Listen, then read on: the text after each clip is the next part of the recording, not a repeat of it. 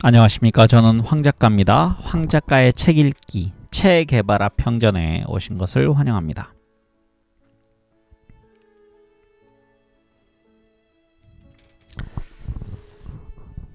네, 오늘은 쿠바 혁명을 위해서 이제 그란마호라는 그란마, 배 이름이 그란마고요. 그리고 뒤에 호, 이게 참 스페인어를 읽을 때 호라는 게 우리가 얘기하는 그 한문에 배를 나타내는 무슨 호인지 아니면 원래 이름인지 헷갈리는데 배 이름이 그란마고요. 그리고 우리말 호를 붙여서 그란마호에 탄 82사람이라고 제3부가 제목이 붙어 있습니다. 여기 책에 지금 199쪽인데요. 부대 조직표가 이렇게 나와 있습니다. 책을 가지신 분들은 알겠지만 지금 참모본부 이렇게 해서 총사령관 피델 카스트로 루스, 그리고 중간에 보면은 의무대장 에르네스토 게바라 중위 이렇게 돼 있고요. 나름의 계급 체계를 가지고 있습니다. 뭐 대위에서부터, 그러니까 총사령관을 대장이라 하고 나머지 이렇게 위관급 장교가 있고요. 그 다음에 대원들 이렇게 있습니다. 그래서 부대는 각 22명으로 구성된 3개의 부대로 편성되며 다음에 대장들이 지휘한다 이렇게 돼 있습니다. 밑에 이제 전위대, 본대, 후위대 이렇게 3개가 돼 있고요. 대위들이 각 대장을 맡고 있습니다. 그래서 이 세 부대는 각각 3중대로 나뉘며 중위가 각 중대의 선두에 선다 이렇게 돼 있고요. 각 중대 중대장 1중대, 2중대, 3중대, 그 다음에 각 중대 구성원 이렇게 쭉 돼 있습니다. 네, 82명의 이렇게 편제표가 있고요.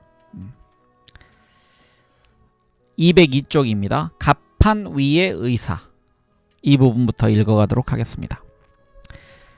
특별한 혐의를 잡을 수도 없었거니와 지지자들의 개입도 만만치 않았던 까닭에 피델 카스트로는 7월 24일 석방되면서 아울러 신분증명서도 다시 발급받았다.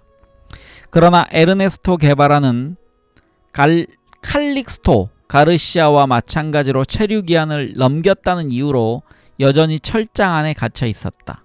피델이 면회한 자리에서 에르네스토는 자기를 두고 쿠바로 떠나라고 종용했다. 우린 자네를 기다리겠네. 가능한 한 조속히 자네가 석방되도록 애쓸 걸세. 피델은 석방 첫날 밤을 파우스티노 페레스 박사와 함께 게바라 부부의 집에서 보냈다. 괄호 열고 페레스 부부에 대한 설명이 있습니다. 그는 그란마호의 원정대 중에서 살아남은 많지 않은 생존자 중 한 사람이다 로 되어 있습니다. 에르네스토가 감방에 갇힌 지 한 달이 지났다. 그동안 그는 가족들에게 편지를 써서 비밀리에 전달했다. 그는 아버지에게 보내는 편지 속에 자신의 계획을 밝히고 쿠바라는 대의 명분에 집착할 수밖에 없는 기쁜 뜻을 설명했다. 쿠바의 젊은 혁명가들로부터 그들의 혁명운동에 참여해달라는 권유를 받은 것은 꽤나 오래전 일입니다. 물론 저는 그 제의를 받아들였고요. 이제 저의 미래는 쿠바 혁명과 떼려야 뗄 수 없게 되었습니다. 그것과 함께 승리하든가 아니면 그것과 함께 죽는 길밖에는요. 저로선 당장 이 감옥에서 나가는 일이 급선무입니다. 일단은 페루에 들어선 새 정부로부터 특별 사면을 받아 조국으로 돌아가게 될 것 같습니다. 여러 가지 이유로 앞으로 연락을 자주 못 드릴 것 같군요. 멕시코 경찰이 남의 편지를 몰래 읽는데 재미를 붙이고 있는 것 같으니 아주 일상적인 얘기 외에는 쓰지 마세요. 이 글을 작별 인사쯤으로 여겨주세요. 지나친 과장일지 모르지만 어쨌든 제 솔직한 심정입니다. 돌이켜보면 이제까지는 진정 제가 원하는 게 뭔지 모르고 엉뚱한 길만 걸어왔다는 생각이 듭니다. 그 도중에 저를 영혼케 하는 한 여자와 함께 다시 원점으로 돌아왔습니다. 이제부턴 제가 죽더라도 슬퍼하지 마세요. 나짐 히크메트, 괄호 열고 터키의 작가이자 혁명 시인의 식구처럼 말이지요. 나는 끝나지 않는 노래를 부르며 슬픔을 무덤까지 가져가리. 여러분 모두 사랑합니다. 일다와기는 일주일에 2번씩 그를 면회할 수 있었다. 어린 일디타를 무등 태우고 그는 감옥 운동장을 한 바퀴씩 돌곤 했다. 더러는 농구를 하면서 땀을 흘리곤 하면서 그는 자신의 생각을 가다듬었다. 아내와 아이 생각을 하면서도 대망의 출정은 그의 뇌리에서 결코 떠나지 않았다. 그는 쿠바로 항해하는 꿈을 꾸고 있었다. 마침내 피델이 방책을 세웠다. 그는 에르네스토와 칼릭스토를 위해 엘살바도르 정부의 비호권을 얻어냈다. 그는 적잖은 돈을 써서 부패한 엘살바도르 정부의 서명을 얻어냈던 것이다. 알베르토 바요가 그들을 과테말라까지 데리고 간 후 남의 눈을 피해 어딘가로 숨어버린다는 계획을 짰다. 실제로 일단 감옥에서 석방된 뒤 에르네스토의 행방이 묘연해졌다. 어린 일디타가 태어난 지 6개월이 되는 8월 15일을 앞둔 때였다. 그로부터 대략 2주쯤 지난 어느 날 알다마라고 자신을 밝힌 남자가 게바라 부부의 집에 찾아왔다. 그는 일다에게 콰우틀라라는 호텔의 주소를 주면서 세뇨르 곤잘레스가 기다리고 있다는 말을 전했다. 곤잘레스는 바로 에르네스토를 지칭하는 것이었다. 일다는 아이를 데리고 허겁지겁 출발했다. 그리고 두 모녀는 돈 많은 미국인들과 그들에게 속속들이 착취당한 멕시코인들이 공존하는 아카폴코의 한 호텔에서 에르네스토와 재회했다. 그러나 만나자마자 작별이라던가 그는 사랑스러운 꼬마 마오에게 다음과 같은 산문시를 지어주었다. 나는 내게 혁명의 불길을 발견할 수 있게 해준 미아와 가테말라를 지나 아메리카라는 길을 걸어왔네. 그곳에서 나는 안내자가 되어줄 길동무를 만났네. 우리는 양키들로부터 이 작은 나라를 지키자는 생각으로 함께 했네. 이제 내가 싸움에 나서야 할 순간, 그것은 또 하나의 작은 나라, 우리 아메리카의 한 귀퉁이를 차지하고 있는 그곳에서 착취와 빈곤을 몰아내기 위한 싸움이라네. 그것은 장차 내가 더 나은 세상에서 살도록 하고 싶은 아버지의 의지이기도 하지. 눈물을 글썽이고 있는 아내에게 이 글을 주며 그는 이렇게 덧붙였다. 울 일이 뭐가 있어. 해야 할 일만 생각하면 돼. 목숨을 잃을 수도 있겠지. 하지만 중요한 건 혁명의 승리가 아니겠소. 일다는 딸과 함께 페루로 돌아갔다. 그리고 그곳에서 M7-26 지지위원회를 조직했다. 그러나 혁명이 성공한 후 1959년 1월에야 쿠바 땅을 밟을 수 있었던 일다에게는 가혹한 현실이 기다리고 있었다. 에르네스토의 재혼이라는 그녀에게는 견디기 힘든 시련이었다. 그러나 혁명과 딸 아이가 그녀에게 힘이 되어 주었다. 결국 두 사람은 1959년 5월 22일 정식으로 이혼한 뒤 좋은 친구 사이로 남았다. 일다는 나중에 쿠바 출신의 화가인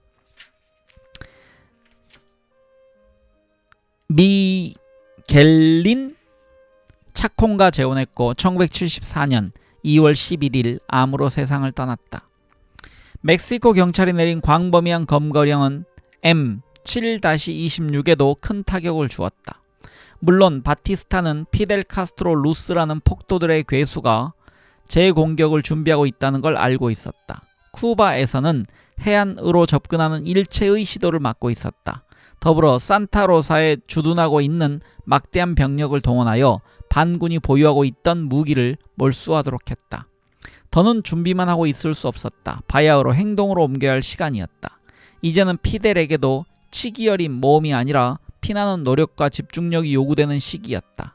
그는 할머니란 뜻인 그란마라는 이름의 요트 한 대를 구해왔다. 그는 그 요트를 로버트 B. 엘기슨이라는 미국인으로부터 사서 툭스판 강 어귀에 정박시켜 놓았다. 1943년에 제조된 그 목재 요트는 13.25m의 길이에 폭이 4.79m로서 6실린더짜리 그레이 제너럴 디젤 모터 2대로 움직이는 것이었다. 기름 탱크 4개에 총 8,000리터의 원료를 주유할 수 있었다. 원 주인의 말에 의하면 배의 적정 승선 인원은 대략 25명이라고 했다. 피델의 동료들 중 유일하게 해양 기술을 좀 알고 있는 추추 레이에스는 승선 인원을 3배나 초과하는 82명을 태울 수 있도록 그란마호를 개조하는 임무를 맡았다. 그에 앞서 혁명가들은 멕시코 각지로 분산되었다. 그중 38명은 멕시코 북동부에 있는 아바솔로라는 마을로 은신했다. 그런데 11월 21일 그들 중 2사람의 행방이 묘연해짐으로써 밀고의 위험성이 제기되자 그들은 출발을 앞당기기로 했다. 멕시코에선 이미 한 배신자가 운동본부 측에 잡혀 재판을 받고 있었다. 멕시코시를 비롯하여 베라크루스, 알라파 혹은 빅토리아 등지에서 도로와 백길을 통해 대원들이 속속 집결했다. 막상 모두 모이고 보니 최대 정원인 82보다 3명을 초과한 85명이었다. 피델은 한우 없이 몸무게가 많이 나간 순으로 잘라냈다. 173cm에 70kg이었던 에르네스토는 크게 걱정하지 않아도 되었다. 비가 추적추적 내리던 늦은 오후, 원정 대원들은 그란마 호에 무기와 연료, 식량 및 물을 싣기 시작했다. 검정 망토로 몸을 감싼 피델이 승선 명령을 내렸다. 배 안에는 숨조차 제대로 쉬기 힘들 정도로 대원들이 빽빽이 들이찼다. 그 중에는 몬타다에서 살아남은 22명과 4명의 외국인도 끼어 있었다. 이탈리아 출신의 지노 돈네, 멕시코 출신의 기엔, 도미니카 출신의 파일럿 라몬 메이하스, 그리고 아르헨티나 출신의 에르네스토 게바라였다. 1956년 11월 25일 오전 1시 30분 하얀색의 그란마 호에 마침내 시동이 걸렸다. 82명의 몽상가들은 잠옷 비장한 표정으로 서로의 얼굴을 응시했다. 그들은 얼마 지나지 않아 전 세계적으로 유명해질 올리브 그린색 군복을 입고 있었다. 모든 불을 끈 채 요트는 강을 따라 내려가기 시작했다. 마치 유령선처럼 어두컴컴한 배가 항만과 세강 건물 앞을 지났다. 한밤중이라는 것과 때맞춰 내려준 비가 도움이 되었다. 머지않아 그들은 피델의 말처럼 해방군 아니면 순교자가 될 터였다. 한편 쿠바에 있는 M7-26 본부는 배가 상륙할 남서 해안의 몇 군데에 병참기지를 만들 준비를 하고 있었다. 이 준비의 주체는 주로 농민들이었다. M7-26의 국내 행동 본부장이었던 프랑코 파이스는 이들을 맞이할 준비를 셀리아 산체스 만둘레이에게 일임했다. 그러나 바티스타 정부라고 팔짱만 끼고 있을 리는 만무했다. 정부군은 해안 수비대에게 보낸 공문을 통해 해안에 접근하는 선박들 중 요주의 감시 대상 선박 리스트를 보냈다. 막달레나호, 그린트야호, 더불어 다시 읽겠습니다.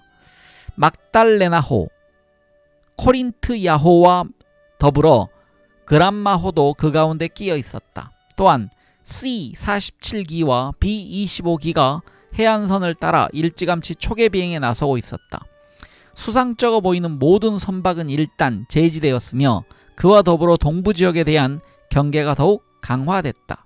그보다 앞서 11월 24일 원정대의 대원들이 툭스판에 집결하고 있을 무렵 정부군의 페드로 로드리게스 아빌라 장군은 특급 경계령이 내려진 카바나에서 아바나에 이르는 지역에 포병 부대를 급파했다. 그렇게 긴박하게 돌아가고 있는 상황을 아는지 모르는지 그란마호를 감싸고 있던 안개 속에서 바다를 응시하던 에르네스토는 돌연 이마를 탁 쳤다. 자신의 약을 씻지 않았던 것이다. 흡입기와 벤톨린은 덜 중요한 물품으로 분류된 상자 안에 담겨 포구에 남아있을 것이다. 그것들이 없을 때 앞으로 어떤 위기를 겪게 될지는 상상하지 않아도 뻔한 일이었다. 마침내 멕시코 해군의 경계등이 희미하게 멀어졌다.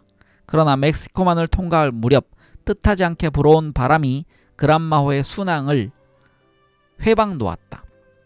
예상대로라면 10노트로 달려야 했지만 7.2노트밖에 속력을 내지 못했다. 이런 식으로라면 다음 날까지 유카탄 섬에 인접한 트리앙굴라르 등대까지 도달하기는 어려울 것이었다. 거센 풍랑은 선체를 마구 흔들어댔고 승선한 사람들의 정신력과 뱃속까지 흔들어 놓았다.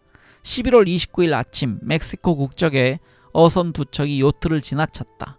대원들은 발포 준비까지 하며 법석을 떨었으나 어부들은 돈 많은 미국인의 요트라고 생각했던지 별 관심을 두지 않았다. 이제 그란마호는 유카탄 해협을 지나 쿠바의 북부 해안이 멀지 않은 카리브해를 항해하고 있었다. 닷새만의 식량은 거의 바닥났다. 오렌지 몇천 개, 우유 44통, 햄 6개, 계란 2상자, 초콜릿 몇 개와 빵 10조각이 거의 소비되었다. 군복도 짠내 나는 바닷물에 빨아야 했다. 그 어둠침침하고 광활한 공간에서 콴타나메라의 가락을 퉁기는 기타 소리만이 그나마 이들의 사기를 북 돋아주고 있었다. 아니나 다를까 천식이 에르네스토를 곧바로 덮쳤다. 그처럼 협소한 공간에서는 남의 눈에 띄지 않을 수가 없었다. 그러나 그는 위기를 넘겼고 허기에 지친 대원들은 그런 그를 보고 많은 힘을 얻었다. 그랜트 케이만 섬과 리틀 케이만 섬을 통과하자마자 그란마호는 쿠바 쪽으로 방향을 고정시켰다. 쿠바의 해안선이 곧 눈에 들어올 터였다. 물도 연료도 단 1g의 식량도 남지 않았다. 그런데도 카요 크루스 등대의 모습은 여전히 오리무중이었다. 선실 지붕을 오르내리며 망을 보던 로베르토 로케가 그만 발을 헛디뎌 물속으로 떨어지고 말았다. 다행히 그는 몇 분 후 쿠바 해안에 도착하기 전에 물속에서 벗어날 수 있었다. 12월 2일 새벽 그란마호는 라스 꼴로라다스 해안가에 있는 벨릭이라는 늪지에 좌초되고 말았다. 좋지 않은 전조였다. 그들이 과카나야보만에 있다는 건 확실했지만 니케로로부터 너무 남쪽으로 치우친 바람에 그들을 기다리고 있는 지원군과 합류하기가 어려울 것 같았다. 게다가 선체는 수렁 안에 박혀버렸으니 하는 수 없이 무게가 나가는 무기들은 포기해야 했다. 날이 새면서 대원들은 무기와 각종 짐을 머리에 이고 망그로브 숲 속으로 들어갔다. 가뜩이나 질퍽거리는 데다 모기들과 썩은 칡뿌리, 날이 선 나뭇잎들 틈에서 제대로 몸을 가누기 위해서는 젖먹던 힘까지 쏟아부어야 했다. 어느 정도 단단한 땅을 밟게 되자 점호를 실시한 결과 8명의 인원이 비었다. 끔찍한 망그로브 숲 속에서 그만 길을 잃어버리고 만 것이다. 책이 다 떨어져서 더 주문함. 디불가시온 출판사. 산티아고에 있는 프랑크 파이스에게 전달하도록 피델 카스트로가 출발 전에 아르투르 두케 데 에스트라다에게 보낸 전보 내용이었다. 그는 그란마호가 닷새 안에 쿠바 해안에 다다를 것으로 예상하고 부탁한 것이었다. 그러나 악천후와 적재물 초과, 경험 부족 등으로 이 악몽은 일주일하고도 6시간이나 계속되었다. 지칠 대로 지친 데다 정부군에 들키지 않아야 했던 대원들은 땅바닥에 바싹 붙어서 목이 빠져라 지원군을 기다리고 있었다. 따지고 보면 그건 상륙이라고도 할 수 없었다. 그건 좌초였다. 라고 나중에 에르네스토는 토로했다. 한편 정부군은 더는 지체하지 않았다. 그란마호의 선체를 발견한 어부의 신고를 받은 당국은 바짝 긴장했다. 지휘관들은 그들을 향해 언제든지 포를 쏠 수 있도록 만반의 태세를 갖추었다. 대원들은 먼 거리를 와서야 겨우 그들을 찾는 지원대를 만났다. 갑자기 섬 주변이 왁자지껄해지더니 200명이 넘는 무장한 남자들이 해안으로 올라오는 것이었다. 캄페시노스와의 최초의 접촉은 이렇듯 성공적이었다. 캄페시노스란 말은 시골 사람들이라고 밑에 설명이 되어 있습니다. 그들 중 한 사람인 페레스 로사발이 대원들을 자기 오두막으로 데려가 기력을 회복하도록 도왔다. 대원은 74명으로 줄어 있었다. 후안, 마누엘, 마르케스 외에 7명은 여전히 연락이 두절된 상태였다. 겨우 한숨을 돌리는가 싶었는데 해양 경비 함정 쪽에서 갑자기 요란한 폭음이 들렸다. 이어 라스 콜로라도스의 망그로브 숲 위를 날고 있던 쿠바군 소속의 비행기에서 총알이 쏟아지기 시작했다. 기겁을 한 대원들은 어찌할 바를 모르고 배후 지역인 시에라 마에스트라 쪽으로 움직였다. 얼마 후 그들은 엘란촌에 도달했다. 로사발이라는 농부는 기묘한 안내자였다. 그는 길을 가르쳐 준 뒤 대원들을 떠났다. 네, 다음 장은요. 알레그리 아델피오 이렇게 돼 있고 선택 이렇게 돼 있습니다. 한 농부의 밀고로 프랑크 파이스의 지휘본부가 발각되었지만 원정대들은 가까스로 급박한 위험에서 벗어날 수 있었다. 12월 3일과 4일 그들은 라트로차 언덕 정상에서 이틀 밤을 지샜다. 이윽고 대원들은 타토 베가라는 사람의 안내를 받아 엉금엉금 기다시피 앞으로 나아갔다. 4일은 화요일이었다. 이제 막 수염이 자라나기 시작한 바르부도스들은 동쪽으로 방향을 바꿨다. 여기서 바르부도스는 수염이 덥숙한 사람들, 즉 게릴라들의 별명이라고 되어 있습니다. 지평선처럼 기다랗게 펼쳐진 시에라 마에스트라를 통과하기 위해서 카스트로는 야간 행군을 택했다. 그들은 필롱 개간지의 과르다라야스를 건넜다. 여기서 과르다라야스는요, 각주가 있습니다. 사탕수수밭 사이에 밭을 일주할 수 있도록 나 있는 길이라고 되어 있습니다. 그리고 쿠바에서 가장 큰 지주인 홀리올 로보의 사탕수수밭 여기저기로 흩어져서 사탕수수 이삭으로 허기진 배를 채웠다. 12월 5일 새벽녘 기진맥진한 대열은 카보크루스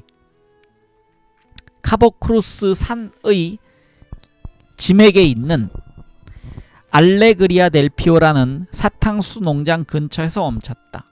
대원들은 믿기지 않는 정적 속에서 휴식을 취하고 있었다. 그 틈을 이용해 타토 베가라는 안내인이 바티스타 군에게 밀고를 하러 갔으리라고는 생각조차 못한 채 말이다. 이어 정부군과 내통하고 있던 라우 레아노 노아양이라는 자가 베가의 임무를 넘겨받았다.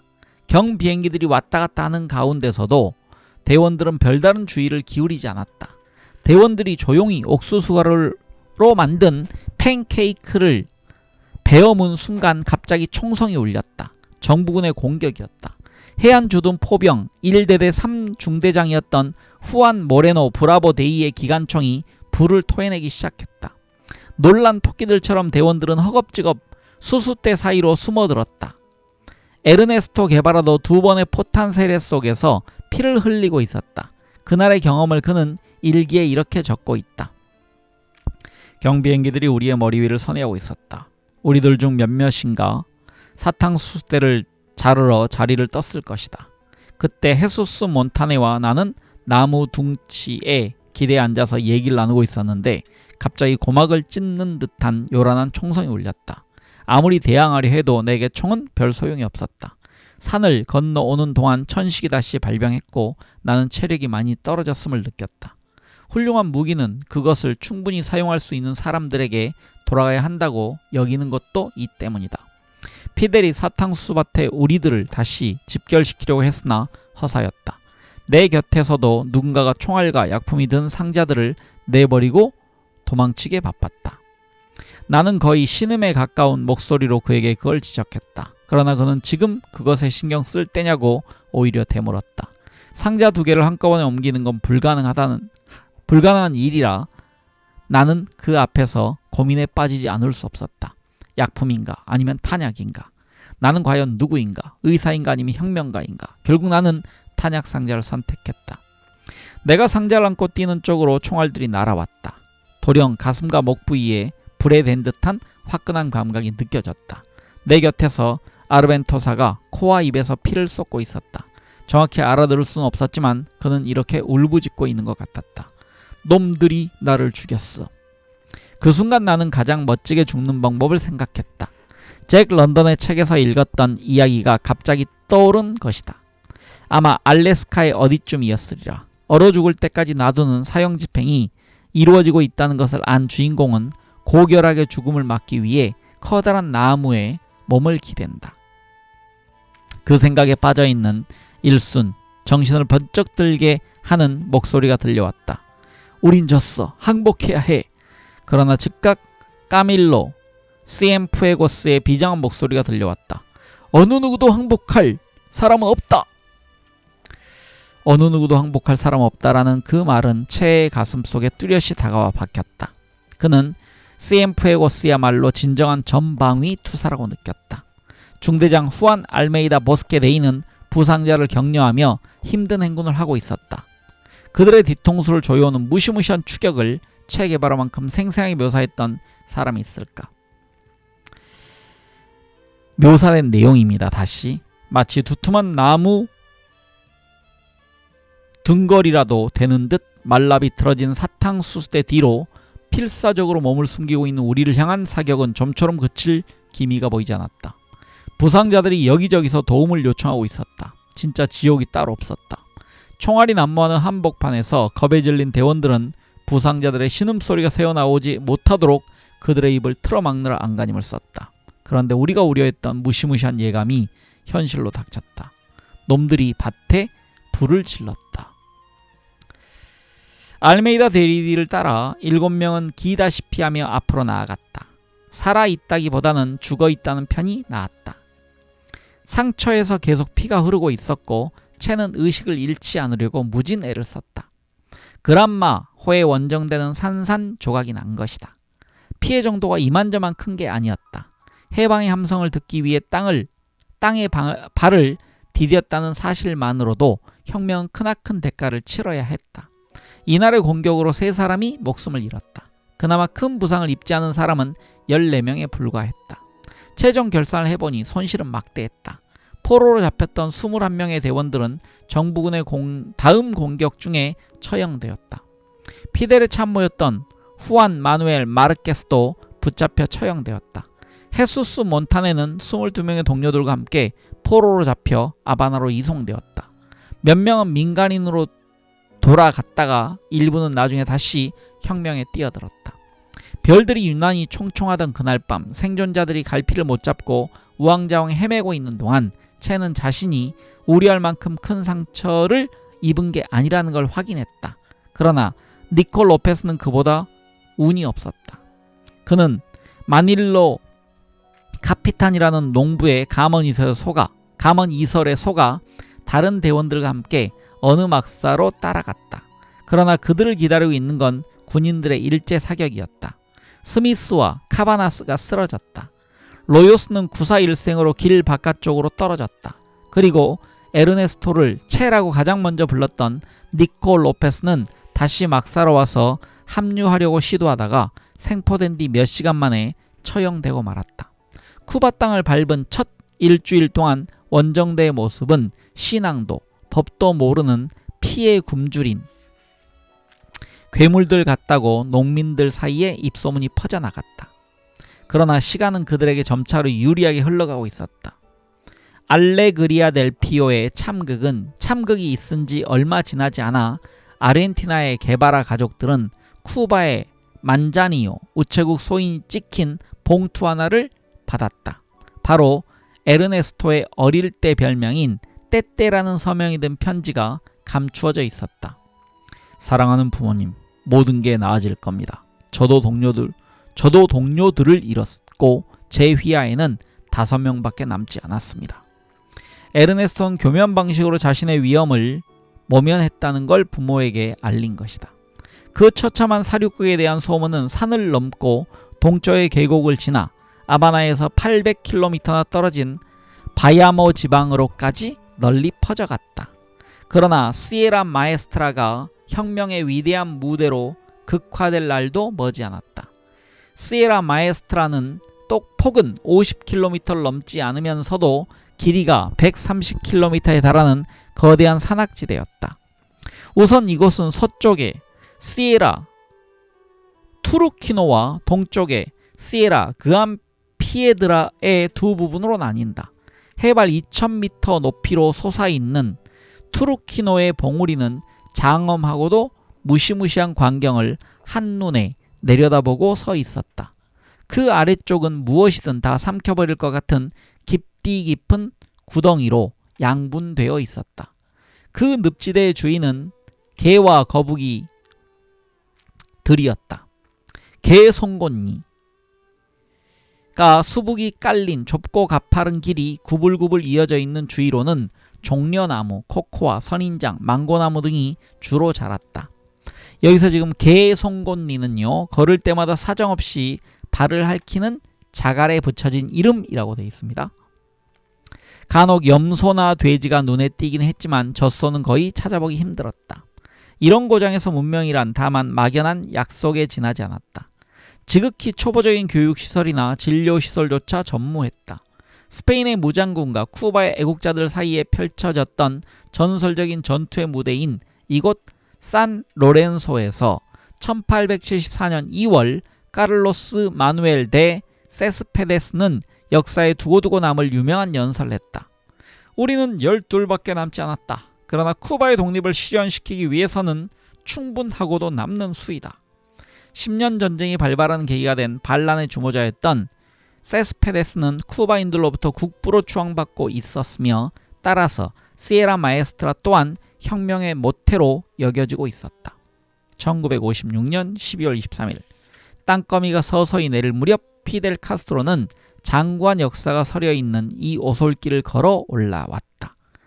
그의 곁에는 다시 모인 19명의 대원이 따르고 있었고 그들 앞에는 현대식 화기로 중무장한 4,000명의 군대가 버티고 있었다.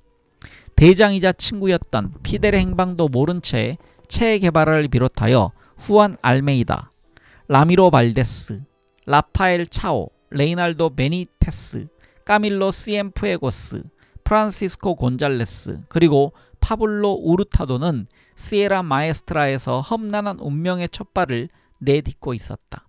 그러나 당장 시급한 문제가 바로 식량이었다. 그들은 근 일주일 동안 거의 아무것도 먹지 못하고 있었다. 에르네스토는 까밀로 시엠푸에고스가 개들을 잡아 날것으로 먹는 모습을 놀라서 지켜봤다. 12월 7일 장화까지 찢겨나갈 정도로 험한 자갈길을 걸어온 뒤 상처투성이의 발을 해변에 담그고 있을 무렵이었다. 유머 감각이 풍부한 데다 배짱이 두둑하고 섬세하면서도 한편으로는 약은 면도 있는 까밀로를 보면서 채는 알베르토 그라나도를 떠올리곤 했다. 이후 까밀로는 시에라 마에스트라에서 채와 가장 마음이 잘 맞는 동지가 된다. 며칠 뒤 대원 2명이 식량을 구하러 나간 사이 그들은 매우 이상한 사람과 맞부딪혔다. 그들보다도 훨씬 수염이 덥수룩한 50대 남자였는데 자신을 제7 안식일교회 목사인 아르겔리오 로사발이라고 소개했다. 평일에는 사탕수수를 거두고 주일에는 목자로 돌아온다는 마치 고대 그리스 시대의 회화에서 튀어나온 사람처럼 생긴 이 깡마른 남자는 신도들이 알레그리아 넬피오의 학살에 대해 말하는 걸 들었노라고 했다. 그리고 자기는 신도들에게 이 새로운 정복자들을 변호했다고 말했다. 그는 신도들에게 그들 중에도 선한 자가 있을 것임을 염두에 두면서 이들에게 도움을 베풀라고 타일렀다는 것이다. 사실 그들이 소문을 믿고 대원들을 두려워했다면 그들의 소재를 벌써 신고했을 것이다. 대원들이 은신처를 찾는다는 것을 눈치챈 그는 4사람을 자신의 오두막집으로 데려가고 나머지는 다른 신도들 집에 숨겨주었다. 이렇게 하여 채는 뜻하지 않게 자칭 에스파냐인의 후손이라는 말라깽이 목사의 식객이 되어버렸다. 그가 대원들의 영혼을 위해 기도해야 한다고 할 때면 채와 동료들은 적어도 그를 따라 기도하는 신용이나마 하지 않을 수 없었다. 채가 살아오면서 한쪽 무릎을 꿇었던 것은 이때가 처음이자 마지막이었을 것이다. 그 무렵 채는 셀리아라는 이름을 자주 들었다. 어머니와 누이에 이어 그가 아는 3번째 셀리아가 될 셀리아 산체스, 즉 알메이다라고도 불리는 여인이었다. 의사의 딸로 태어난 그녀는 그들이 그란마우를 포기했던 장소에서 멀지 않은 곽카나야보만에 있는 만자니오에서 살았다. 애초부터 정치에 관심이 많았던 젊은 처녀는 1952년 바티스타가 쿠데타를 일으키자 아바나에서 정통 좌익 정당의 지도자들을 찾아갔다. 그리하여 그녀는 M7-26과도 연관을 맺고 프랑크 파이스의 노선에 동참했다. 나중에 그녀는 혁명의 주역이자 피델의 오른팔로서 내각의 수반이자 최고 행정재판소장이 되었다. 시에라 마에스트라에서 셀리아 산체스는 혁명의 꽃으로 불리는 흰색 마리포사를 귀에 꽂고 다니는 것으로 유명했다. 19세기에 카를로스 마누엘 데 세스페데스 장군은 부하들에게 보내는 명령 전달의 수단으로 흰색 마리포사 꽃잎 위에 깨알 같은 암호문을 써서 술잔에 붙이는 방식을 사용했다고 한다. 그 즈음 피델 카스트로가 죽었다는 소문이 시에라 마에스트라에까지 들려왔다. 사람들은 그 말을 믿었다. 그에 따라 12월 중순 게릴라들을 완전히 소탕했다고 믿은 군 고위층에서는 시에라 마에스트라에 포진하고 있던 병력의 주요 부분을 철수시켰다. 이 소식을 전해들은 부에노스아이레스의 게바라 가족들은 하늘이 무너지는 것 같았다. 그러나 쿠바에 있는 카스트로 형제의 어머니는 쉽사리 체념하지 않았다. 니케로 산에 가서 내 두 눈으로 직접 보겠다. 혹시 당신들의 얘기가 사실이라면 내 몸소 자식들의 시신이라도 거두어 오겠다 라고 하면서, 하지만 시간이 흐르면서 소문의 진위에 대한 의혹도 커져갔다. 셀리아 산체스도 마찬가지였는지 그녀는 사람들을 산에 보냈다.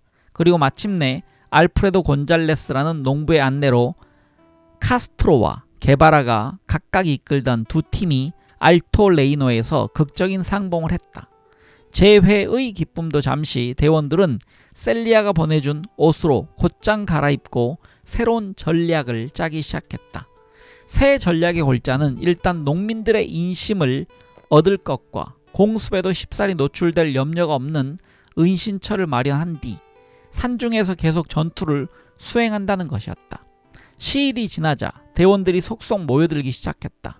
더불어 농민들의 참여도 늘어 인원이 많이 보충되었다. 그런데 흥미로운 일은 당시로서는 귀했던 토벌군, 즉 정부군의 주요 무기들이 만자니오로부터 흘러들어왔다는 것이다. 바르부도들은 마에스트라 한복판의 실란트로 산 후미진 골짜기에서 새해를 맞았다. 그란마호가 자초되었던 지점에서 고작 50km가량 떨어진 막달레나 강가에서 야영하고 있는 신세였으니 떠들썩한 향연은 엄두도 내지 못하고 럼주잔을 돌리는 것으로 남아 만족해야만 했다. 그날 밤 에르네스토는 만자니오로부터 당나귀 등에 실려온 마르크스의 책에는 손도 대지 않고 괴테를 읽었다. 피델, 라울, 알메이다 그리고 체는 오리엔터 지방의 남쪽 해안가인 라플라타 강 하구에 있는 라플라타 병영을 공격하는 문제를 토의했다. 엄호할 방어벽 하나 없는 상황이고 보면 무모한 계획이나 다름없었다. 그러나 이제 40여 명으로 불어나 있는 대원들의 사기를 진작시키기 위해서도 그 작전이 필요하다는 쪽으로 분위기는 기울어지고 있었다. 그러나 정부군이라고 팔짱만 끼고 있을 리는 없었다. 그들은 반란군을 모조리 진압했다고 여기고 있었지만 시신이 발견되지 않는다는 사실에 꺼림칙해했다. 정부군의 디아스 타마요 장군이 다시 수색 명령을 내렸지만 수색대는 빈손으로 돌아왔다. 따라서 반란군이 완전히 소탕되지 않은 게 분명하다는 결론에 이르렀고 언론은 이 사실을 열심히 떠들어댔다. 군대는 다시 새로운 공세를 준비했다. 이번에는 최대 2톤가량의 폭탄을 실어 나를 수 있는 B-26 폭격기 6대를 미국으로부터 빌려와 공군력까지 증강시켰다. 그러나 이 조치는 바르부도들의 의지를 더욱 굳세게 할 뿐이었다. 시에라에서 우리를 찾아내려면 무엇보다 좋은 망원경이 있어야 할 것이라고 시엠푸에고스는 비아냥거렸다. 알레그리아 델 피오의 비극을 겪은 지 한 달 만에 게릴라들은 라플라타 해군 병영을 습격하는 것으로 반격의 물꼬를 텄다. 1957년 1월 14일 반군은 야영지와 해변가를 가르고 있는 가파른 지역을 넘어 공격대열로 도열했다. 그 조촐한 군 초소를 공격하기 앞서 이들이 작성한 무기 일람표는 다음과 같았다. 망원 렌즈가 달린 총 9정, 반자동식 소총 5정, 구식 소총 5정, 톰슨 제 경기관총 2정, 자동 소총 2정과 16구경 1정, 합계 24점이었다. 그날 동이틀 무렵 17살의 다리엘 알라르콘 라미네스라는 소년은 자기의 손바닥만한 경작지로 넘어 들어오는 무장한 남자들을 발견했다. 다리엘은 라플라타 병영이 있는 라플라타 강가에 로스 카베조스에서 농사를 짓고 사는 소년이었다. 여기서 지금 각주 하나를 읽어드리겠습니다. 라플라타라고 되어 있는데요. 플라타는 돈 또는 은이라는 뜻으로 이 지역의 강 상류에 있던 광산에서 유래한 지명이다. 이렇게 되어 있습니다. 라플라타가. 4살 때 고아가 된 이 소녀는 혼자 힘으로 작은 농장을 꾸려가고 있었다. 그러나 그는 부족한 게 없었다. 토실토실한 돼지들, 튼실한 닭들, 그리고 남아돌 정도의 유카나무들.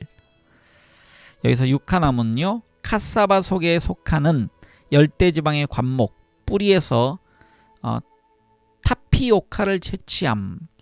여러분들 이 타피오카는 제가 특정 브랜드를 말씀드리고 공차가 우리나라에 들어오면서 그 안에 있는 작은 알갱이가 바로 이 타피오카입니다.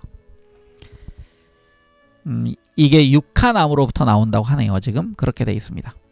그런데 정체 모를 침입자들이 찾아와 돼지 한 마리를 요구하자 소녀는 지나가는 자리에는 아무것도 남기지 않는다는 악명이 자자한 정부군의 특수부대원들이라고 여기고는 감히 거절하지 못했다. 그는 당시 상황을 이렇게 기억하고 있었다. 그들은 100kg은 좋게 나갈 큰 놈을 골라 커다란 솥에다 넣고 삶았어요. 나는 도대체 영문을 알 수 없었죠. 모두들 군복도 입지 않았지만 비슷한 류의 사람들일 거라고만 여겼어요. 왜냐하면 당시엔 총을 갖고 있는 사람들이 군인이 아니라고는 생각할 수 없었으니까요. 그런데 그들 중 한 사람이 다리엘에게 의사를 만난 적이 있느냐고 물었다. 다리엘은 그런 적이 없다고 대답했다. 그러자 그 남자는 소년의 눈동자를 자세히 들여다보더니 건강 상태가 양호하다고 말했다. 그가 바로 채였어요. 15일 강 반대편으로 군인들이 상륙하는 모습이 대원들의 시야에 잡혔다. 채는 우통을 벗은 군인들이 나무를 자르거나 옮기고 있는 모습을 망원경으로 살폈다. 아마 이들 중 누군가 그의 첫 번째 관역이 되어 총알을 받을 것이었다. 다른 많은 이들을 자유롭게 만들 수 있다는 희망으로 한 사람의 목숨을 뺏으려는 순간이었다. 과테말라에서 혁명이 실패하던 무렵부터 그는 마음의 준비를 단단히 하고 있었다. 배는 교대로 군인들을 실어 날랐다. 그들은 때마침 기지로부터 멀리 떨어져 나온 2명의 기갑부대원을 생포했고 그들로부터 그 작은 군부대의 사정을 확실히 알아낼 수 있었다. 그들이 상대해야 할 군인들은 겨우 20명 남짓이라고 했다. 포로들은 지방 토호인 라비티의 농장 감독이자 포악하기로 소문난 치초 오소리오와 맞닥뜨릴 것이라고 미리 알려줬다. 아니나 다를까 얼마 지나지 않아 노새 잔등에 거구를 얹은 채 코가 삐뚤어지게 술에 취한 치초 오소리오가 나타났다. 우니베르소 산체스가 그를 막았다. 검문 중이다. 게릴라들은 포로들로부터 들은 통행암호를 먼저 댔다. 모스키토스. 충성스런 정부군 대령처럼 짐짓 거만하면서도 분개한 표정을 지으며 앞으로 나선 피델은 반란군을 모조리 소탕하지 못한 이유를 조사로 왔노라고 능청스럽게 말했다. 술이 덜 깬 치초는 군인들이 그 개자식들을 잡기는커녕 머슴마냥 개걸스럽게 먹을국리만 하다 보니 그 모양이라고 떠버렸다. 그리고 딸꾹질을 섞어가며 이렇게 덧붙이는 것이었다. 이거 보쇼. 저 게을러 터진 농사꾼 2놈을 이 손으로 직접 죽였는데도 나한테 뭐란 놈이 없었단 말이오. 고마우신 바티스타 장군님. 그리고는 그 버르장머리 없는 농사꾼들을 혼내준 이야기를 마구 떠버리는 것이었다. 그때 피델이 한술 더 떠서 넌지시 물었다. 만약 피델 카스트로를 직접 만난다면 어떻게 할 거요? 그러자 그는 대답 대신 양손으로 목을 베어버리는 신용을 했다. 그 우둔한 사내는 이렇게 피델 일행과 수작을 하고 있는 동안 스스로 목숨을 단축시키고 있다는 생각은 꿈에도 하지 못하고 있었다. 이 장화를 보게. 마침내 피델이 치초의 장화를 가리키며 말했다. 멕시코로부터 들여온 것이구만. 그 배에 있던 그놈들이 신고 있던 거 아닌가? 병영에 점점 가까이 다가가면서 일체의 돌발적인 상황을 방지하자는 뜻에서 치초의 운명은 잠시 뒤로 미뤄졌다. 그걸 기다리는 치초의 모습은 마치 커다란 순대 같았다. 명령은 이랬다. 탄약을 낭비하지 말 것. 일단 대원들은 네 팀으로 나뉘었다. 먼저 까밀로가 지휘하는 팀이 주 건물 가까이에 있는 종려나무 잎으로 지붕을 덮은 막사를 포위한다. 그러면 피델과 채 그리고 칼릭스토가 중앙으로 치고 들어간 다음 라울의 팀은 알메이다 팀의 엄호를 받아 좌측을 공격해 들어가기로 했다. 1월 17일 오전 2시 40분 시리도록 밝은 달빛 아래서 그란마오 생존자들의 총이 일제히 불을 뿜었다. 피델의 경기관총도 요란하게 불을 뿜었고 그 와중에 치초는 저 세상으로 갔다. 그러나 정부군의 저항도 만만치 않았다. 자동소총을 손에 둔 상사란 자는 항복하라는 말에 침을 튀기며 소총으로 응수했다. 한운 수 없이 브라질산 구식 유탄의 힘을 빌려야 했다. 크레스포와 채가 다이너마이트를 던지고 이어 라울도 힘껏 던졌지만 뇌관이 젖어 있어 불발되었다. 채와 크레스포는 연신 공격을 가하면서 옥수수와 코코넛 열매를 저장해둔 창고에 불을 지르기 위해 뛰었다. 군인들이 퇴각하는 모습을 보자 대원들의 사기는 더욱 높아졌다. 상사가 퇴각 명령을 내렸고 마침내 대원들은 승리의 함성을 질렀다. 전리품. 알레그리아 델피오에서의 처참한 패주 이후 참으로 간절히 원했던 것들이었다. 스프링필드 속사권 총 8정, 톰슨제 경기관 총 1정, 탄약통 1000개, 게다가 연료와 칼, 구급약 상자, 갈아입을 옷과 식량 등이 있었다. 정부군 편에서는 사망 2명, 부상 5명에 3명이 포로로 잡혔다. 그러나 공격한 피델 측은 그 흔한 찰과상 하나 입지 않았다. 게다가 포로 중 1명이 반란군에 합세하기로 해서 증원군까지 얻은 셈이었다. 포로들을 대하는 우리들의 태도가 정부군의 태도와 대조됐을 것이다. 채는 나중에 그 요인을 이렇게 분석했다. 정부군은 부상당한 포로들은 물론이고 부상을 당하면 자기 편까지 버리고 가는 일이 흔했다. 시간이 지나면서 이런 차이가 승리할 수 있게 하는 중요한 요인이 되었다. 채에게 있어서 게릴라전이란 정확함 그 자체를 의미했다. 그들은 재미로 살상을 하지 않는다. 적을 대할 때조차 인간을 존중하는 자세는 승리한 뒤라고 해서 변하지 않았다. 채는 이 점을 자신의 전우들에게 강조하기 시작했다. 그는 반대편 즉 바티스타 독재 체제를 지탱하고 있는 군인들 중에는 전적으로 약한 사람만 있는 건 아니라는 걸 주지하도록 강조하였다. 여기서 다시 읽어야 되겠습니다. 약한 사람이 아니고요. 악한 사람들만 있는 건 아니라는 걸 주지하도록 강조했다. 대원들이 다리엘의 농장을 다시 지날 무렵 다리엘은 시에라의 북소리인 라디오 벤바를 통해 라스콜로라다스 해안으로 상륙한 반군이 라플라타 병영을 접수했다는 소식을 들었다. 그렇게 하여 그들은 치초 오소리오를 대신 혼내준 거죠.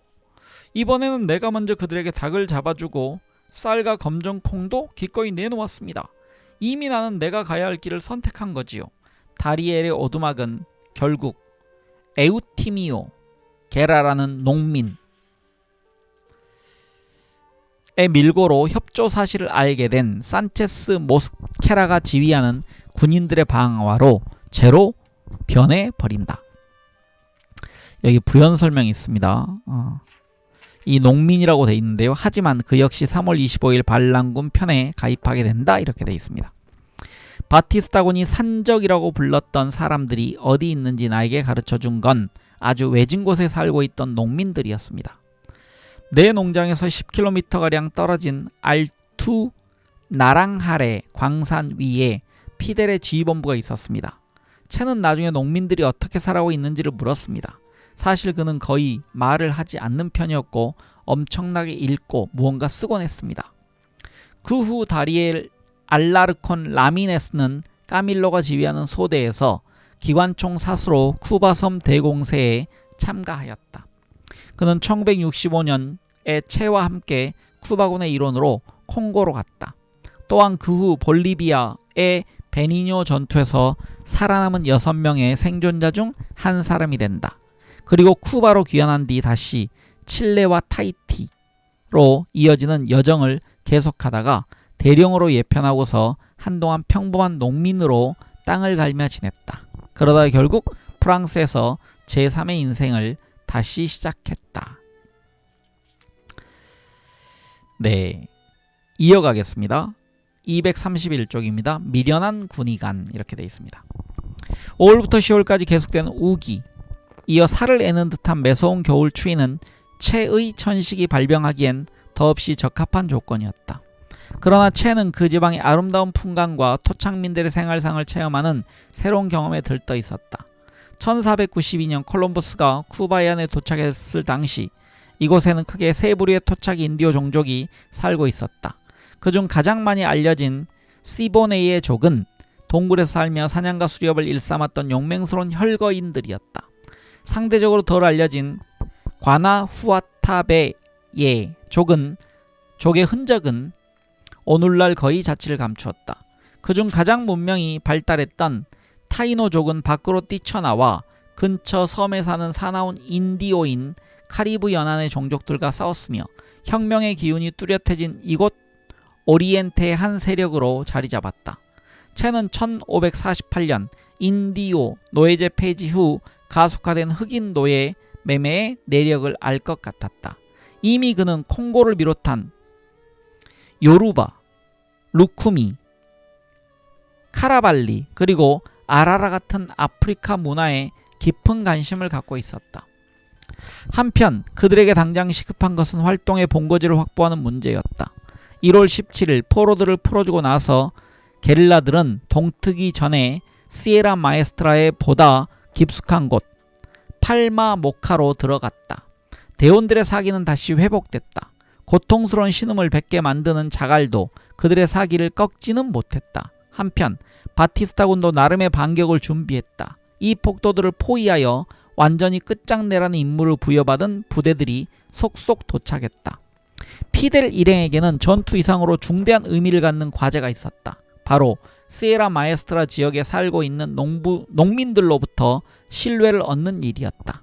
만약 농민들을 혁명에 끌어들이는 데 성공한다면 그건 승리를 향한 중요한 발걸음을 내디뎠다는 뜻이었다. 이 과업이 요구하는 것은 자발성과 진지함 그리고 지성이었다. 그런 점에서 채만큼 적합한 인물은 없었다. 일단 의사로서 그는 어린 아이들을 보살펴서 농민들의 호감을 샀다. 7 식구가 한 방에 사는 허름한 오두막에서 무시무시한 소문으로만 듣던 게릴라가 2살짜리 어린 아이를 팔에 안아 올리자 식구들은 눈이 휘둥그레졌다. 시에라 마에스트라 사람들은 병원은커녕 의사의 그림자도 보지 못하고 살아왔다. 그들은 의사들이 도시에나 있고 또 병원을 찾는 일은 돈이 많이 든다는 걸 알고 있었다. 그런데 이상한 억양을 갖고 있는 이 사람은 따뜻한 미소만을 지을 뿐 아무런 요구도 하지 않는 것이었다. 채는 이 소박한 사람들을 금방 자기 편으로 만들었다. 그는 여행을 통해 농부들이 갖고 있는 지혜를 터득하였고 정치적인 발언을 하지 않았다. 그는 사람들의 가슴에 호소하는 M7-26의 최고 사절이었다. 지역 라디오 방송 벤바에서도 이미 그의 이름이 오르내리고 있었다. 게릴라 중에 백인 의사가 있는데 엘체라고 불린다고. 여태껏 가장 순종적이었던 쿠바의 동부 지역에서 농민들이 차츰 게릴라들에게 마음을 열어가고 있는데도 아바나에서는 특별히 우려하지 않고 있었다. 시에라 마에스트라는 수도로부터 800km나 떨어져 있지 않은가. 물론 라플라타 병영 함락은 반갑지 않은 소식임에 분명했다. 군부 내에서도 차츰 쑥덕거린 일이 잦아졌다. 비록 엘 디아리오 데 나 마리나 같은 아바나의 보수적인 신문에서는 기사화되지 않았지만 바티스타는 외신 기자들의 회견 요청을 받아들이지 않을 수 없었다. 그러나 그 회견이라는 것도 미국으로부터 폭격기를 빌린 건지 구입한 건지에 대한 설명 정도로 끝이 났다. 라플라타 작전을 성공시킨 뒤 피델과 지휘관들은 지옥의 개천이라고 부르는 곳에 주둔하고 있는 부대를 새로운 공격 목표로 삼았다. 채는 이제 지휘관으로서 확고히 자리매김하고 있었다. 의약품과 탄약 상자를 든 의사의 이야기에 큰 인상을 받은 알메이다는 피델에게 이 이야기를 한 적이 있었다. 그때 피델 카스트로의 대답은 이랬다. 그 군의관은 정말 미련하군. 그는 진짜 전사인 거지. 셋불은 당김에 빼야겠다고 생각한 피델은 첫 번째 공격으로 얻은 결과에만 만족하지 않았다. 사람들은 그들이 모두 죽었다고 믿었지만 이렇게 펄펄 살아있다는 걸 그날의 유격전이 증명하지 않았는가. 1957년 1월 19일 7명의 정예 대원들이 군부대가 막사로 쓰고 있던 오두막들을 일거에 공격할 준비를 하고 있었다. 피델과 체가 그 장소를 정탐하러 갔다. 그런데 지휘본부로 돌아오던 체는 하마터면 목숨을 잃을 뻔했다. 나는 라플라타 공격에서 얻은 정부군 상사의 헬멧을 마치 월계관처럼 보란듯이 머리에 쓰고 다녔다.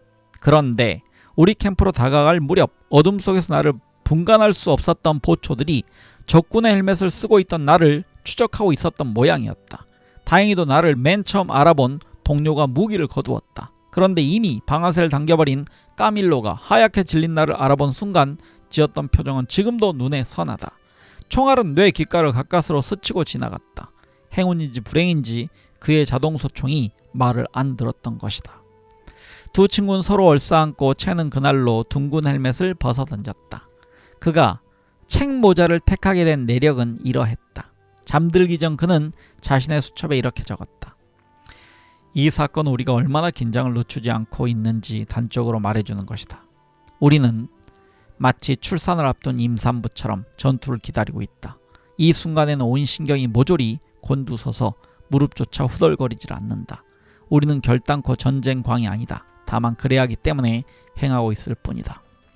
1월 22일 아침 바르부도들은 팔마모카 쪽에서 나는 일방적인 사격 소리를 들었다. 여기서 바르부도는 게릴라 대원들을 얘기하는 겁니다. 아침 식사도 미처 마치지 못하고 하루가 시작되었다. 그들은 그 근처에서 불을 피울 수가 없었던 것이었다. 채는 크레스포라는 농부와 함께 닭장을 발견했지만 달걀 프라이도 당장은 해 먹을 수가 없었다. 그날 오후 7명이 다시 모였다. 그들은 정부군 한 명이 오두막에서 나와 낮잠을 자러 가는 모습을 망원경으로 지켜보았다. 피델의 총알이 그를 영원히 잠재웠다. 또 다른 2명은 다른 대원들의 총탄에 쓰러졌다. 채는 한 명에게 부상을 입혔으나 그의 발밖에 보지 못하였고 이어 두 번째 총알로 또 다른 한 명의 가슴을 관통시켰다. 쓰러지는 군인의 총검이 땅바닥에 박혔다. 채는 처음으로 자기 손에 죽어가는 사람을 보았다. 그는 총알이 분명 그 군인의 심장에 적중하여 그 순간 고통조차 느끼지 못했으리라고 믿었다. 이미 그는 뻣뻣하게 경직되는 초기 증상을 보이고 있었다. 라고 채는 그날 일기에 적었다. 전투는 끝났다. 무척 잔혹한 싸움이었다. 그러나 각자가 알아서 해야 할 퇴각도 중요했다. 그 혼란 무질서는 질서정연함을 선호했던 채로서는 썩 개운치 않았다. 그리고 이 문제는 매번 전투 때마다 통감하게 될 터였다. 적은 4명을 잃었다. 빈약한 전리품 중에서 초소장이 갖고 있던 그랜드 소총이 채에게 돌아왔다. 대원들은 지옥의 개천 방향으로 경사져 있는 산을 우회하여 기환했다. 다행히 정부군 한 소대가 그들이 미리 도착해 있는 능선을 따라 전진해오고 있다고 했다. 피델의 편에선 늘 20명 남짓한 수가 기본이었다. 정면 대결은 당연히 엄두도 낼 수 없었다. 바르부도들이 그 사실을 깨닫게 되는 데는 오랜 시간이 걸리지 않았다. 그들이 한 농부로부터 전해들은 정보에 의하면 반군들을 토벌하는 부대의 책임자라면 산체스 모스케라가 분명하다는 거였다. 필요한 걸 얻어낸 뒤 희생자들을 불태워버리는 잔인함뿐 아니라 그 대담성과 완력으로 시에라 지역에서 악명을 날리고 있던 자였다. 대원들의 사기는 하늘을 찌를 듯했다. 비록 알레그리아 델 피오라는 참극을 겪었지만 얼마 안가 라플라타 병영을 공격했고 또 적군의 전위부대를 유린했기 때문이었다. 전략과 퇴각 방식을 논하는 회의에 채가 참여하는 빈도가 점점 잦아졌다. 차츰 그는 정통 게릴라 지도자로서 인정을 받기 시작했다. 특히 빈틈없는 전략과 냉정하고 통찰력 있는 전사로서의 모습이 돋보였다. 게다가 그는 환자들과 부상자들을 치료할 수 있었고 경우에 따라서는 수술까지 할 수 있는 능력을 겸비하고 있었다. 농부들의 배신으로 알레그리아델피오에서 쓴맛을 본 이래 대원들은 경계를 늦추지 않았다. 하지만 29일 아침 안내자였던 에우티미오 게라가 병든 어머니를 수발해야 한다며 캠프를 떠나는 걸 허락해달라고 했을 때 피델은 몇 푼의 여비까지 쥐어서 그를 보내주었다. 그러나 이튿날 맨 먼저 눈을 뜬 대원들이 커피를 마시고 있을 때 군용 비행기들이 그들의 머리 위를 선회하기 시작했다. 누군가로부터 정보를 얻은 게 분명했다.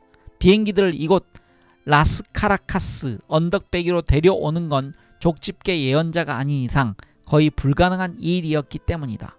이미 목표물을 조준한 폭격기들은 공중에서 선회하면서 폭격에 적합한 고도를 맞추고 있었다. 아직 잠이 덜 깬 대원들은 바지도 입는 둥 마는 둥 숨을 곳을 찾아 허겁지겁 바위 틈새로 기어들었다. 다행히 그들은 캠프로부터 약 200m 후방에 불을 피우는 습관이 있었기 때문에 최악의 참사는 막을 수가 있었다. 일단 폭격기가 멀어지자 은신처에서 나온 대원들은 눈앞에 펼쳐진 광경에 아연해했다. 폭격을 당한 곳은 그야말로 콩가루가 되어 있었다. 한탄하고 있을 시간도 없이 피델은 일행을 재촉하여 다시 산길을 올랐다. 오전쯤 되자 그들의 눈에 불타고 있는 농가가 들어왔다. 문 앞에는 군인들에게 협조하기를 거부한 농부의 불탄 시체가 나뒹굴고 있었다. 당시 모스케라와 더불어 카스티야스라는 정부군의 지휘관이 저지른 만행이 시에라 지역을 공포에 몰아넣고 있었다. 하지만 이틀 뒤인 2월 1일은 대원들에게 오랜만에 기분 좋은 날이었다. 프랑크 파이스와 셀리아 산체스가 보낸 30명 남짓의 지원군이 만자니오로부터 도착한 것이다.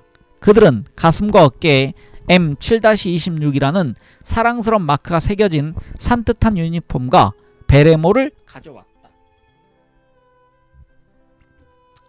게다가 애타게 기다렸던 식량과 럼주, 채가 부탁한 책들, 그리고 의약품과 외과용 도구들까지 있었다.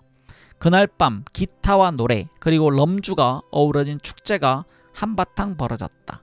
그러나 폭격까지 맞은 마당에 라스카라카스 지역에서 마냥 미적거릴 수는 없는 노릇이었다. 지휘부는 일단 후방으로 다시 돌아가기로 했다.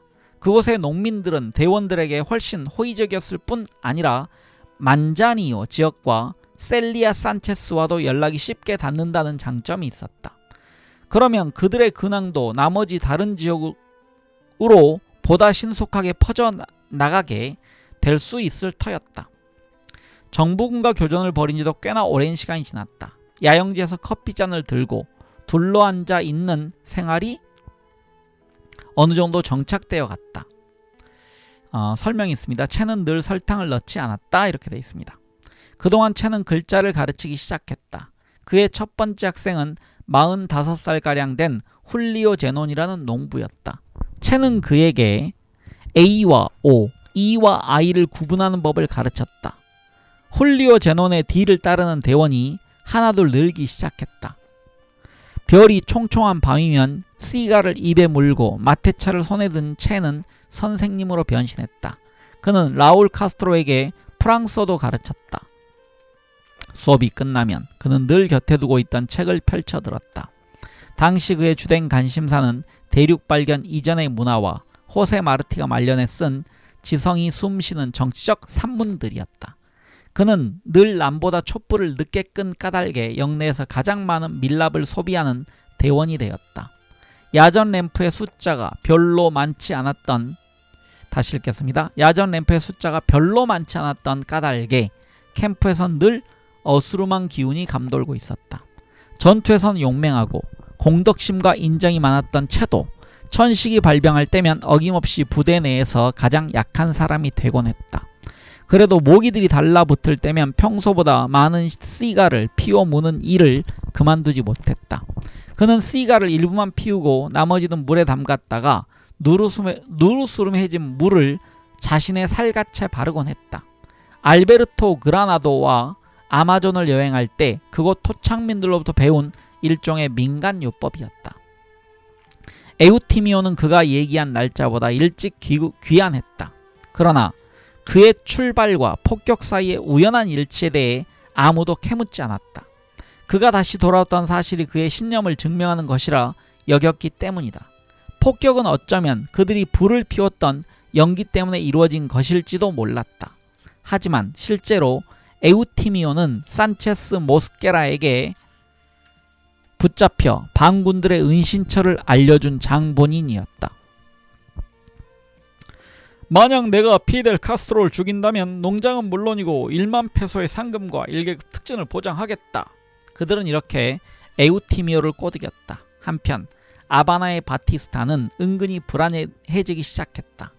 몽카다를 공격했던 폭도들을 완전히 소탕해버리기는커녕 이들은 아직도 시퍼렇게 살아서 정부군을 사살하는 등 점차 군대를 혼란에 빠뜨리고 있었기 때문이다.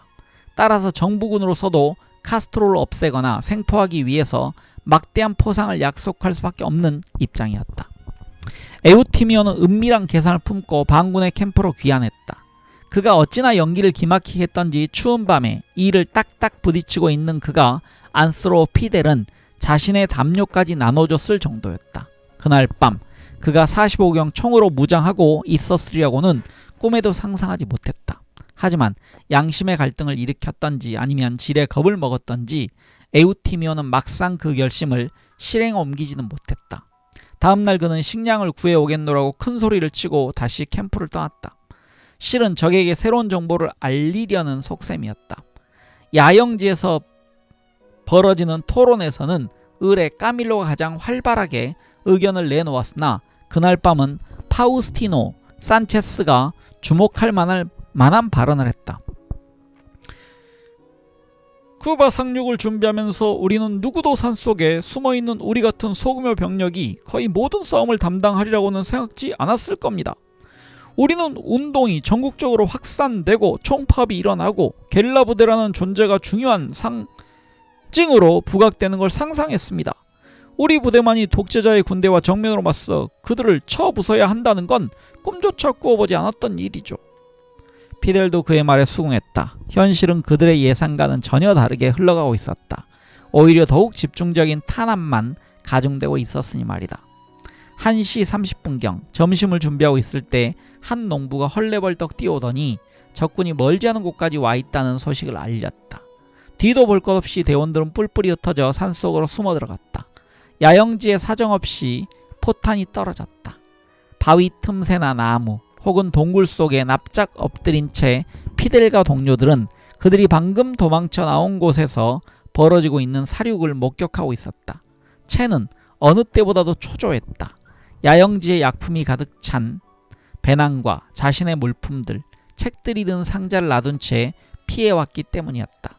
그 공격은 결국 농사꾼 제논의 목숨을 앗아갔다. 그는 자신이 배운 글자를 써볼 기회도 얻지 못했다. 이번에는 에우티미오에게로 모든 혐의가 모아졌다. 우연의 일치를 믿는 사람은 더는 없었다. 저녁 7시경 채와 알메이다를 비롯한 19명의 대원들은 에스피노 산 허리에서 다시 집결하여 로몬으로의 강행군을 결정했다. 그곳은 에우티미오가 수차례 걸쳐 우리에게 얘기했던 장소인데 경계해야 하지 않을까요? 까밀로가 조심스럽게 말했다.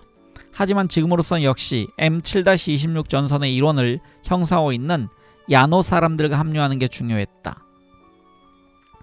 여기서 야노라는 말에 대한 각주가 있습니다. 평지 평원이라는 뜻, 시에라 마에스트라라는 산악지대에 대비되는 의미이기도 하다라고 했습니다. 몽카타 공격에 발발지인 산티아고는 섬의 동쪽 끝으로 더 들어가는 지점에 있었다. 만자니오로부터 50km 떨어진 코로스에 있는 에피파니오 디아스라는 농부의 농장에서 그란마 호의 지휘관들과 야노의 책임자들이 마침내 회동했다. 여기 지형 설명이 좀 있는데요. 산에 둘러싸여 고립된 데다 안전한 장소인 이렇게 되어 있습니다.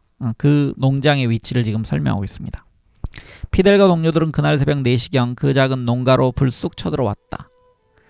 에피파니오의 아내였던 마리아 모레노는 마침 부엌에서 일을 하고 있던 중이었다. 환한 달빛 아래에서 프랑크 파이스와 아르만도 아르트, 갈색 눈동자의 셀리아 산체스가 모습을 드러냈다.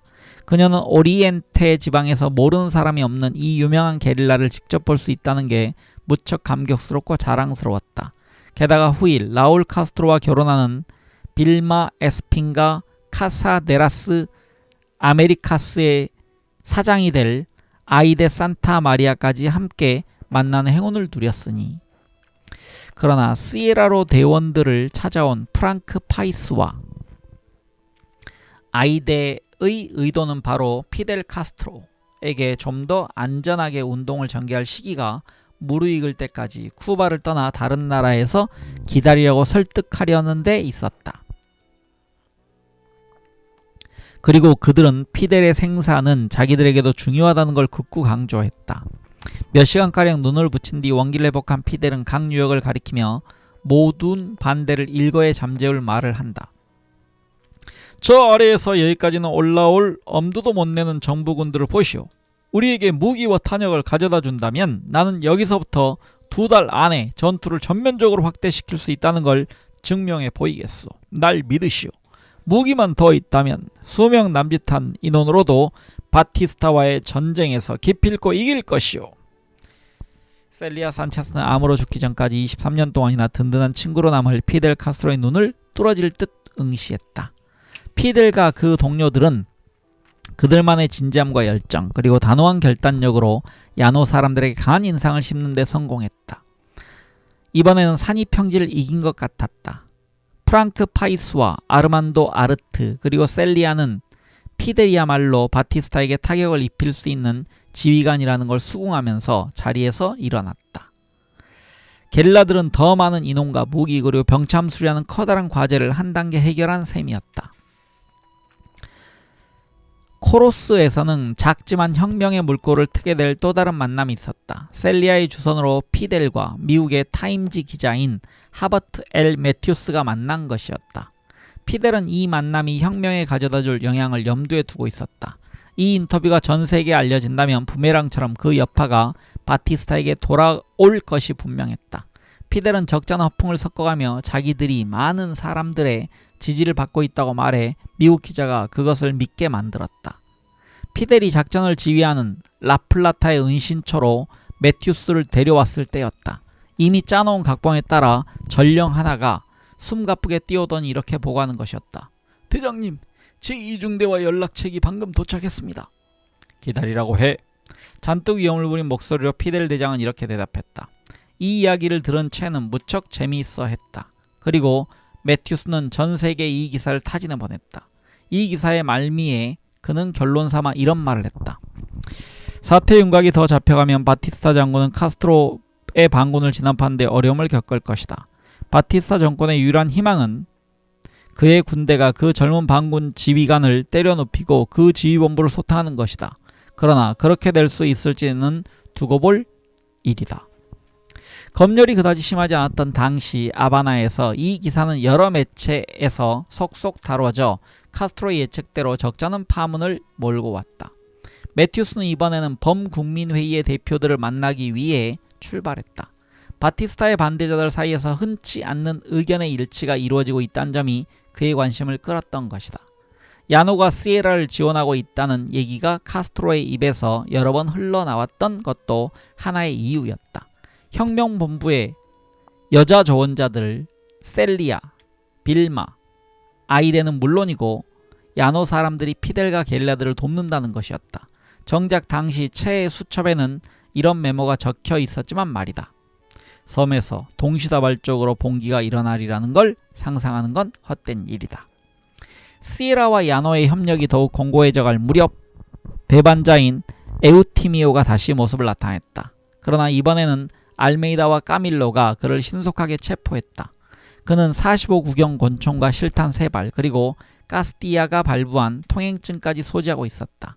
이미 들통났다고 생각한 그는 피델의 발밑에 엎드려 용서를 빌었다. 에우티미오가 피델에게 손을 내미는 순간 불빛이 번쩍하더니 그는 그 자리에서 털썩 쓰러졌다.